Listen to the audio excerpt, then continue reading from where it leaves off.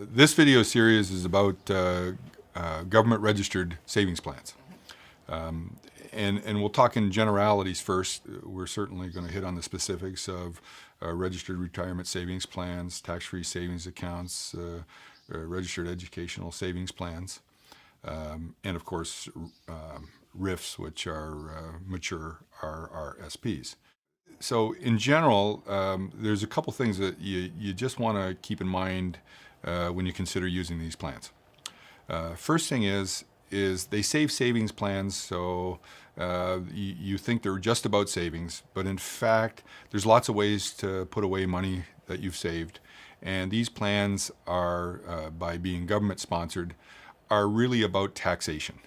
And you always have to keep your eye on what the tax effect is of having one of those plans, what's the tax result for you could be to have one of those plans, but be certain that in all those plans, it's about taxes.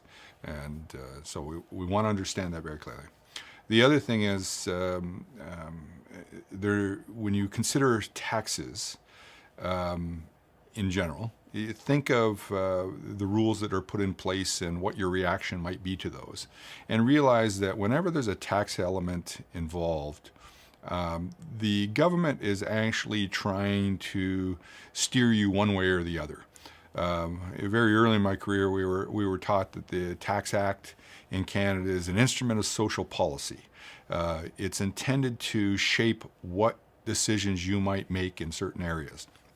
And obviously, let's talk about registered retirement savings plans. That was about trying to promote a reason for you to save money, give you a current benefit for putting money away that you wouldn't use for many years. So there was the idea that if you put money away now, we would give you a break on your tax return, thus giving you a short-term advantage to something that we want you to do long term, because we're concerned about having to take care of you in your old age. So the government was saying, well, look, let's give them incentive to put money away. But you always want to understand that they're trying to get you to do something, and whatever they're trying to get you to do, don't always assume that it's good for you. What they're trying to get you to do may well be good for the country as a whole, or for the particular sitting government, or for the next election. They're certainly trying to get you to do something, but don't be confused about that being necessarily something that is good for you. So again, these plans in general are about taxation. They could be about saving taxes overall. They could be about shifting taxes from now to later. But they're all about taxes. And they're also all about the government trying to shape your decision making. And so the decisions that you'll make, putting money into your RRSP, believe me, they've been pushed along a little bit by the fact that you get a refund. The amount that you put in your tax-free savings accounts been shaped by the fact that it's advertised so heavily that you're going to avoid taxes, and everybody likes to avoid taxes, of course. So they're shaping your reactions, and it's about taxes.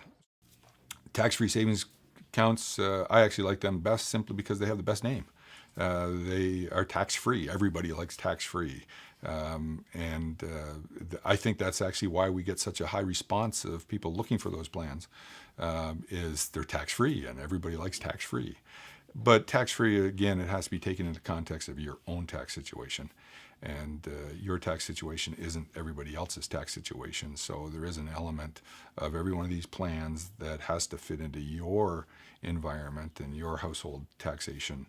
And we all have different tax rates. We all have different dependents. We all have different, number of years ahead of us. So all these plans need to be integrated into your total financial planning. Now it's up to you, with knowing those two key things, to try to use those products in your tax situation to your benefit, and don't do so blindly. And I think a lot of people, when they believe these products or these plans have been developed for them tend to think that they're always good for them because that's why they were developed. Well, not true. So you always want to evaluate the use of these plans in the context of your own financial life. And everybody has a different tax bracket. Everybody has different other incomes. Everybody's got different set of dependents. Everybody's got a different life horizon. So all these things shape your decisions around the use of these plans.